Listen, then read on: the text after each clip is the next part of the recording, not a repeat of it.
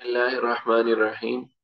इसके बाद हमारा जो दूसरा टॉपिक है इसमें वो है कि मसादिरुल फ़िक़्हिल जनाई, के फ़िक़्ह जनाई जो है क्रिमिनल लॉ है, इसके मसादिर क्या बनते हैं। तो सबसे पहले मतलब एक ये थोड़ी सी चीज आप समझ लें कि हमने पहले जो पार्ट है उसमें बात की है कि जरीमा की, जिनाया की। तो ये उसी वक्त होगा, मतलब जरीमा कोई भी है, क्राइम जो है वो उसी वक्त मुतहक्किक होगा, उसको क्राइम समझा जाएगा जब उसकी सजा भी हो। जाहिर है कि अगर उसकी सजा ही नहीं है तो फिर उसको हम उस तरह से वो क्राइम नहीं तस्वुर कर सकते। यानी यूं कह लें कि इसको फुकहा यूं ताबीर करते हैं कि अल जरीमतु वल जिनाया यमशियानी मान, के जरीमा और जिनाया दोनों एक साथ होती हैं। जहां पे जुर्म होगा इसका मतलब है कि उसकी सजा जरूर मिलेगी, और अगर सजा मिल रही है तो इसका मतलब है कि कहीं ना कहीं पे जुर्म जरूर हुआ है। मिसाल के तौर पे अगर किसी ने कत्ल किया है तो उसको कसासन कत्ल किया जाएगा, अगर किसी ने चोरी की है तो उसका हाथ काटा जाएगा, इसी तरह जिना किया है तो रजम है और कोड़े वगैरह हैं इस किस्म का। और फिर ये मसऊलुल जिनाई, क्रिमिनली लायबल वही शख्स होता है जो मतलब उसके पास कोई डिफेंसेस ना हो अपने आप को बचाने के लिए। जाहिर है बच्चा है और मजनून है, उनको शरीयत ने और इसी तरह जो कंटेम्प्रेरी लॉ है उसने भी वो क्रिमिनली लायबल नहीं समझा, तो जाहिर है उन पे फिर ये उकूबात, ये सजाएं नहीं होगी। तो जो सजा को हम जो पनिशमेंट है उसको अरबी में उकूबा कहेंगे और क्राइम को जरीमा कहेंगे। तो इनके दरमियान, दोनों के दरमियान जो निस्बत बनती है वो लुजूम की बनती है। यानी जहां भी जुर्म होगा वहां पे सजा जरूर होगी, और अगर सजा है तो इसका मतलब है कहीं ना कहीं पे जुर्म जरूर हुआ है।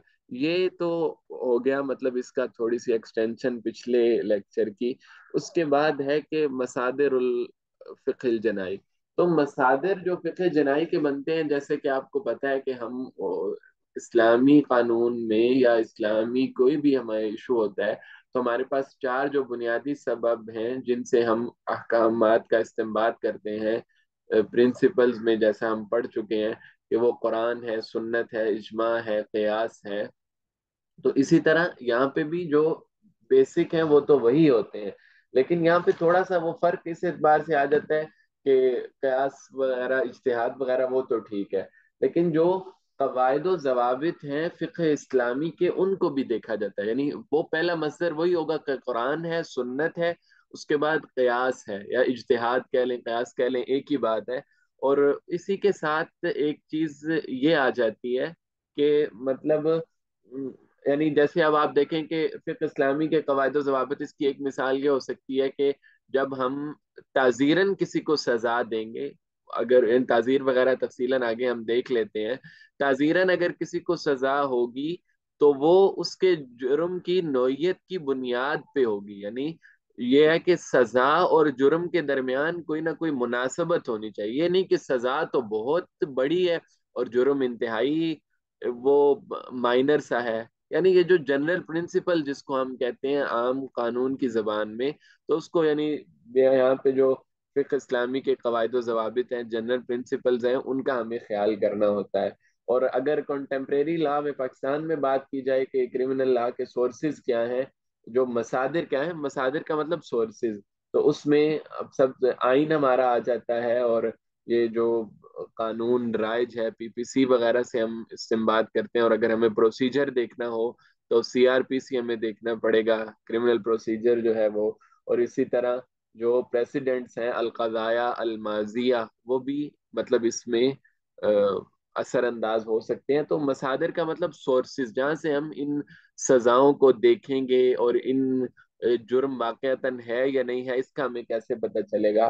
तो यहाँ एक अगर हम थोड़ी सी सुन्नत पे बात करना चाहें तो वो हो सकती है यहाँ पे कि बाज लोग इस बात का इनकार कर देते हैं कि जी कुरान से तो हम जो हदूद हैं, सजाएं हैं, इसी तरह जो क्राइम्स हैं उनको लेते हैं, लेकिन सुन्नत से नहीं लेंगे। तो ये हम बाकी भी हर जगह पे पढ़ते हैं कि सुन्नत जो है वो कुरान मजीद की तफसीर और तफसील का नाम है, बल्कि सुन्नत के बगैर, आप सल्लल्लाहु अलैहि वसल्लम के फरामीन के बगैर ہمیں پورے طور پہ قرآن بھی سمجھ نہیں آ سکتا. تو اسی طرح سزاؤں میں بھی اب دیکھیں کہ رجم جو ہے، یعنی اگر کوئی شادی شدہ مرد و عورت زنا کرتے ہیں تو ان کی سزا ہے کہ پتھر مار مار کے ان کو آ، مار دینا، قتل کر دینا.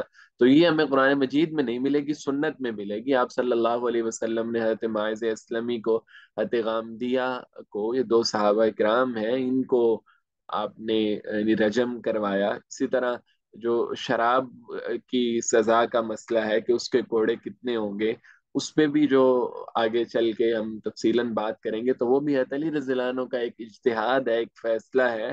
تو اس کا مطلب ہے قرآن کے ساتھ ساتھ سنت، صحابہ کرام کے فیصلے، اجتہاد، وہ بھی ہم ساتھ جوائن کریں تو پھر ہی یہ پورا پیکج بن سکتا ہے، کسی ایک چیز کو ہم دیکھتے ہوئے نہیں. تو مطلب اگر خلاصے کے طور پہ بات کریں تو مصادر کیا ہو سکتے ہیں؟ قرآن ہے، سنت ہے، اجتہاد ہے، اور قواعد و ضوابط ہیں فقہ اسلامی کے، یعنی جنرل پرنسپلز ہیں، وہ ہیں. اور اس کے ساتھ اگر پاکستان کی بات کی جائے تو پی پی سی، آئین اور پریسیڈنٹس وغیرہ، ان کے ذریعے سزائیں اور ان کا کرائمز کا اطلاق ہو سکے گا، پتہ چل سکے گا ہمیں.